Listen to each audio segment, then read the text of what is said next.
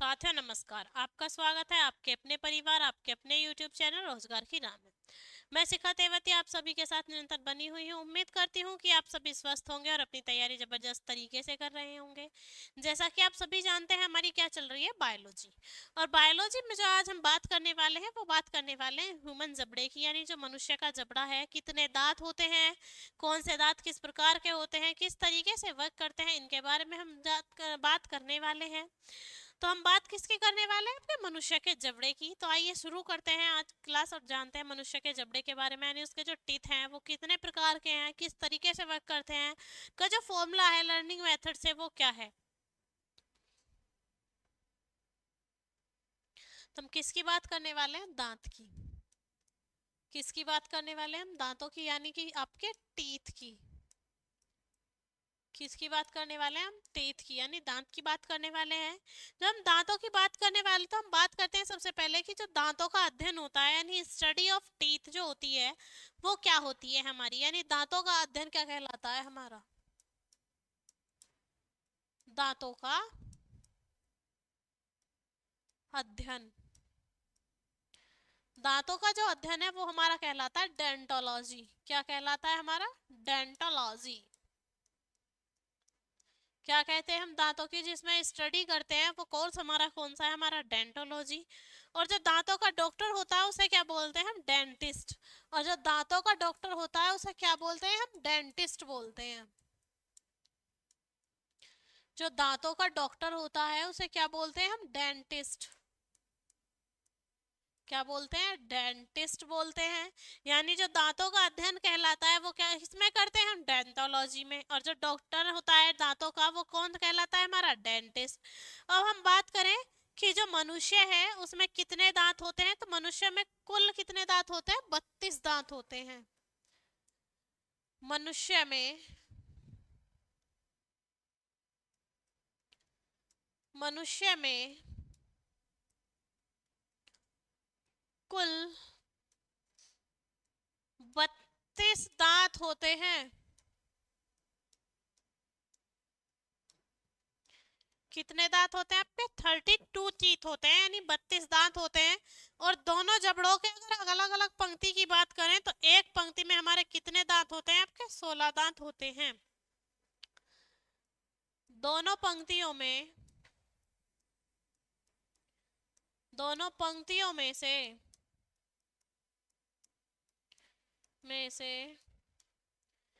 प्रत्येक पंक्ति में,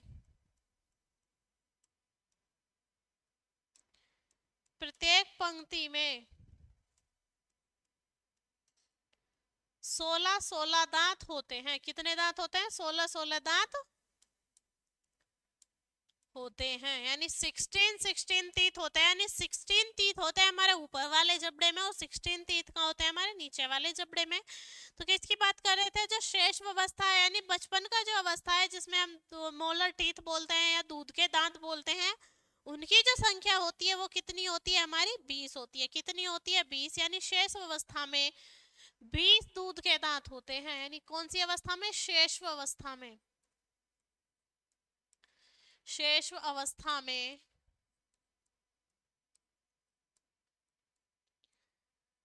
20 दूध के दांत होते हैं।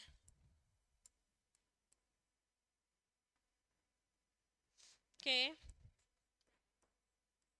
दांत होते हैं। कितने होते हैं, जब हम बचपन में छोटे रहते हैं तब कितने दूध के दांत रहते हैं हमारे, 20। जब ये टूट जाते हैं उसके बाद जो परमानेंट हमारे आपके टीथ आते हैं वो कितने आते हैं हमारे, 32। तब इनके स्थान पर कितने आते हैं, वयस्क होते समय, यानी वयस्क होने पर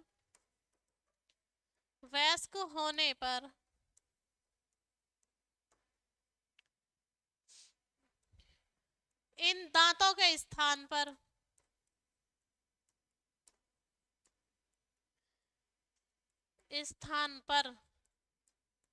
32 दांत हो जाते हैं, यानी 32 दांत हो जाते हैं। लेकिन बचपन में कितने थे, 20। और 20 से कितने हो जाते हैं आपके, 32। यानी कितने बढ़ते हैं आपके, आपके जो टीथ बढ़ते हैं वो बढ़ते हैं हमारे कितने आपके, 12 पूरे, यानी 6 नीचे वाले जबड़े में और 6 ऊपर वाले जबड़े में। उसके बाद बात करें कि जो सबसे कठोर पदार्थ है शरीर का वो कौन सा है, जो मानव शरीर का सबसे कठोर पदार्थ है वो क्या होता है, वो होता है हमारा दांत का एनामल, जिस किसका बना होता है, हमारा कैल्शियम फॉस्फेट का। मानव शरीर का सबसे कठोर अंग, मानव शरीर का क्या है, हमारा जो एनिमल है टीथ का, वो क्या है, सबसे कठोर पदार्थ है। मानव शरीर का सबसे कठोर पदार्थ,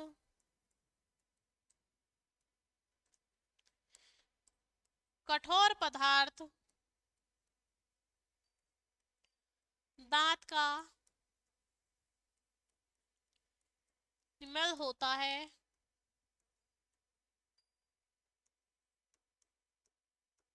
होता है जो कैल्शियम फॉस्फेट का बना होता है,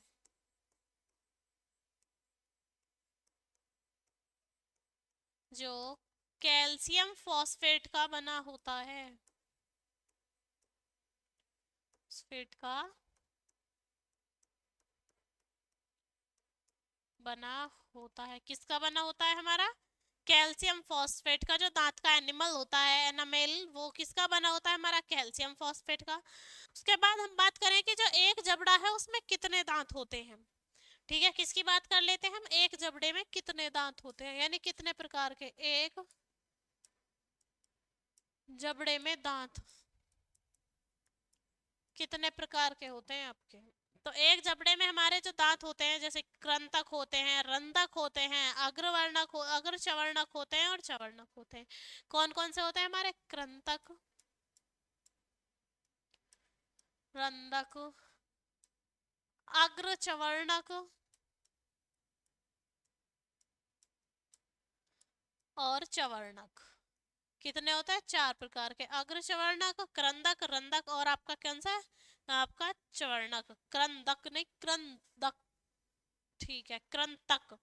तो कृंतक जो दांत होते हैं वो कितने होते हैं, वो होते हैं हमारे दो। कितने होते हैं, दो, एक जबड़े की बात करें अगर हम। उसके बाद अगर हम बात करते हैं रंधक की, तो रंधक भी एक होता है, अग्र चवर्णक भी दो होते हैं और चवर्णक भी क्या होते हैं, हमारे तीन होते हैं। अग्र चवर्णक भी कितने होते हैं, दो, और रंधक भी कितने होते हैं, तीन। तो मनुष्य के जो दांत है टोटल, उन्हें याद करने का जो तरीका है, मनुष्य के जबड़े में दांतों की संख्या किस तरीके से याद करेंगे हम, 21 23। किस तरीके से याद करेंगे, 21 23, यानी 21 23 ही ऊपर और 21 23 ही नीचे। अब ये 21 23 किस तरीके से, ये देखो आपका कितना हुआ, 3 3 6 और 2 कितना हो गया, 8। तो ये जिस तरीके से, इस तरीके से आपका जो जबड़ा होता है ऊपर और नीचे वाला, इधर टीथ बने हुए होते हैं आपके, तो ये इस तरीके से है कि जो एक तरफ का इधर का पार्ट है उसमें इतना, फिर इधर भी इतने, और फिर इसी का डबल कैसा हो जाता है, आपका ऊपर हो जाता है।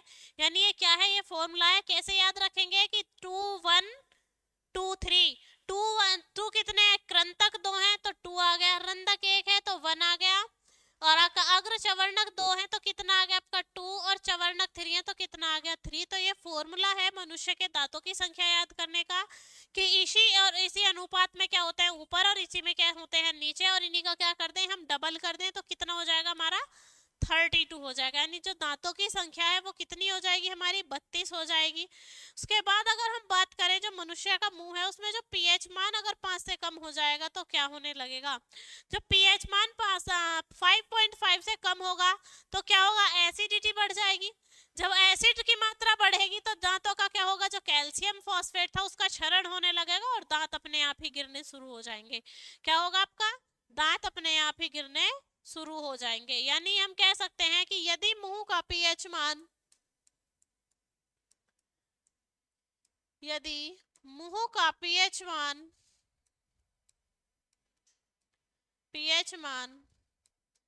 5.5 से कम हो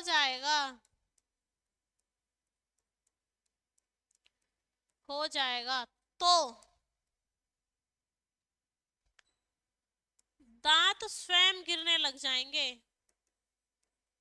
स्वयं टूट जाएंगे या झड़ जाएंगे या गिरने लग जाएंगे। यस, क्या होता है, दांत स्वयं गिरने लग जाते हैं। दांत स्वयं गिरने लग जाते हैं। किससे? आपका जब पीएच वैल्यू की मान कितना हो, आपका 5.5 से कम होगा, तो क्या होगा कि जो दांत है वो स्वयं ही कैसे हो जाते हैं, आपके झड़ने लग जाते हैं। उसके बाद अगर हम बात करें कि अगर दांतों में क्षरण से बचाना है, उनके जो एनामल एनामल था उसको एनामेल था उसको क्या करना है आपको, मजबूत बनाना है, कठोर बनाना है, तो हम किसकी नीड होती है, फ्लोराइड्स की। किसकी नीड होती है, हमें फ्लोराइड की जरूरत पड़ती है, यानी एफ की जरूरत पड़ती है। हाथी के कितने दांत होते हैं, तो हाथी के दांत होते हैं 26, और उनके क्या होते हैं, दो गुणों में दो होते हैं उनके। क्या, दो दांत किस तरफ होते हैं, आपके मुख से बाहर की तरफ होते हैं। तो हाथी के कितने दांत होते हैं, 26 दांत होते हैं। यानी दांतों को क्षरण से बचाने के लिए,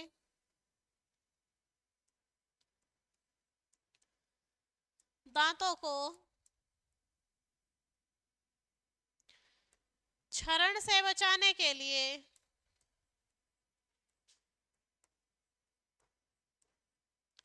बचाने के लिए फ्लोराइड की आवश्यकता होती है, की आवश्यकता होती है।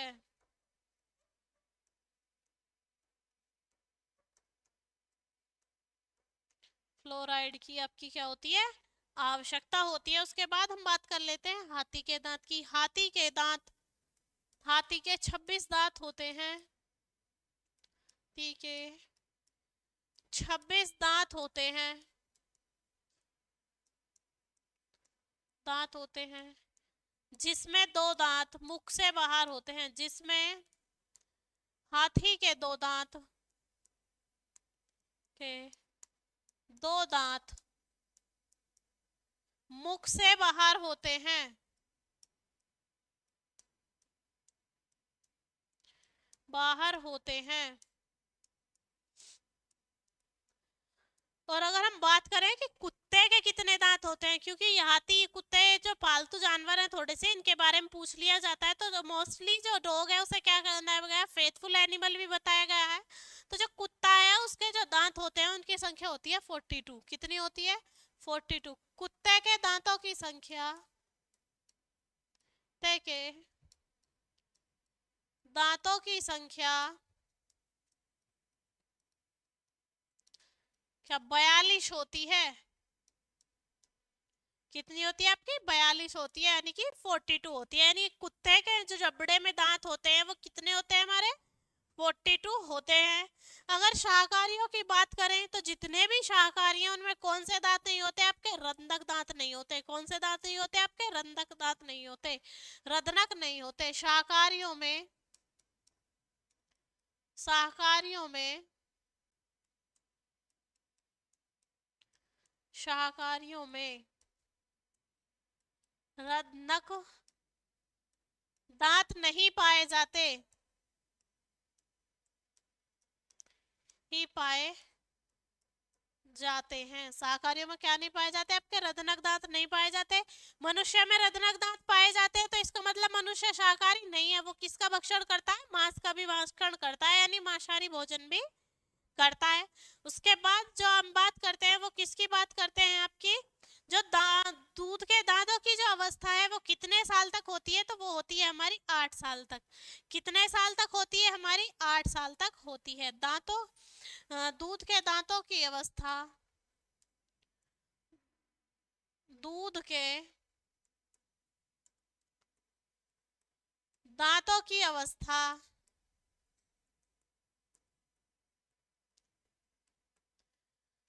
लगभग 8 साल होती है।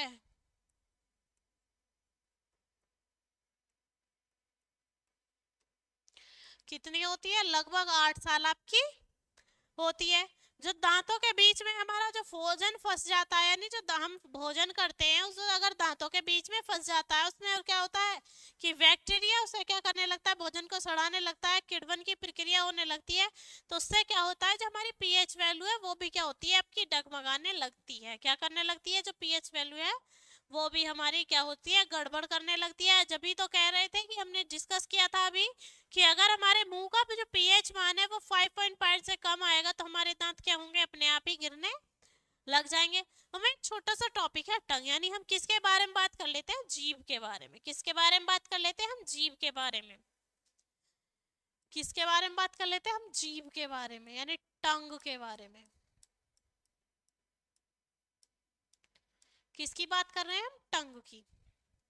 तो टंग क्या है, जो टंग है वो हमारी कितने पार्ट में डिवाइड है, तो टंग जो है हमारी वो कितने पार्ट में डिवाइड है, आपकी अग्र और पश्च, ठीक है। तो जो जीभ का आगे वाला भाग है वो क्या बताता है, वो बताता है हमारे मीठे के स्वाद को, और जो पीछे वाला भाग है यानी पश्च भाग है वो क्या बताता है, हमारा कड़वा जो स्वाद होता है उसको बताता है। यानी जीभ का अग्रभाग, जीभ का अग्रभाग मीठा स्वाद तथा पश्च भाग कड़वा स्वाद बताता है। क्या बताता है आपका, कड़वा स्वाद। तो एक क्वेश्चन आपसे पूछ भी लिया जा सकता है कि जो जीभ का अग्रभाग है वो किस प्रकार का टेस्ट बताता है, किस प्रकार का स्वाद बताता है। आपसे ऑप्शन में पूछेगा खट्टा, कड़वा, मीठा या नमकीन, तो आपको क्या आंसर देना है, आपका मीठा। और पश्च भाग से रिलेटेड अगर कोई क्वेश्चन पूछ रहा है तो कैसा आंसर देना है आपको, कड़वा। हम बात करेंगे जो जीभ के किनारे वाला है, जो आगे का भाग, वो किसके बारे में डिस्कस करता है, तो जीभ का आगे वाला जो भाग के किनारे हैं वो बताते हैं नमक को, और पूछे वाला जो जीभ का किनारे वाला भाग है वो किसको बताता है, आपके खट्टे टेस्ट को बताता है, शॉर्ट टेस्ट को बताता है। यानी जीभ के किनारे वाला आगे का भाग, जीभ का किनारे वाला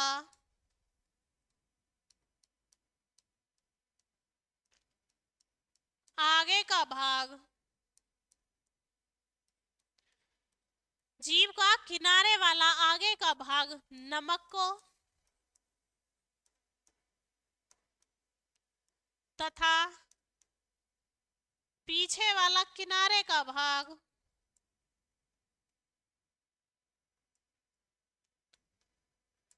पीछे वाला किनारे का भाग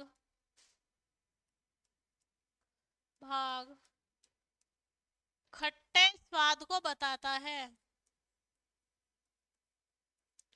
टेस्ट स्वाद को बताता है। किसे बताता है, आपका खट्टे टेस्ट को, श्योर टेस्ट को क्या करता है वो बताता है, यानी खट्टे टेस्ट को बताता है। उसके बाद अगर हम बात करें तो एक जीभ है, सांप, जीभ किसकी, सांप की। जो सांप की जीभ है वो कार्य करती है किसका, आपका सूंघने का। यानी नोट डालकर लिख लेंगे कि सांप की जीभ सूंघने का कार्य करती है, सांप की जीभ सूंघने का कार्य करती है।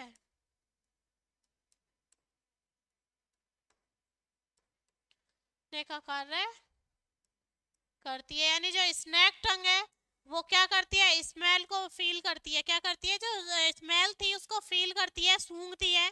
तो सांप क्या करता है कि वो महक को सूंघता है अपनी किसके माध्यम से, आपका जीभ के माध्यम से। तो उम्मीद करती हूँ आज का जो हमारा टॉपिक था मनुष्य जबड़ा वो आपको समझ आया होगा। और ये टॉपिक से अलग लाइन थी, यानी ये ह्यूमन से रिलेटेड नहीं थी, इसलिए कैसी हो गई थी आपकी, टॉपिक से अलग। तो इसे क्या करते हैं, जो नोट डालकर हम बातें लिखते हैं या तो वो इम्पोर्टेंट होती हैं या टॉपिक से हटकर होती हैं। तो ये क्या था, हमारा टॉपिक से हटकर था, लेकिन कैसा था, आपका इम्पोर्टेंट था। तो उम्मीद करती हूँ कि आज की जो हमारी ह्यूमन जॉ यानी मनुष्य जबड़े की जो क्लास थी आपको अच्छे से समझ आई होगी। और आपका अगर फिर भी कोई डाउट रह जाता है तो आप हमें कमेंट कर सकते हैं, कमेंट बॉक्स आपको अवेलेबल है। तो हम मिलते हैं आपसे आपकी नेक्स्ट क्लास में, तब तक के लिए जय हिंद जय भारत।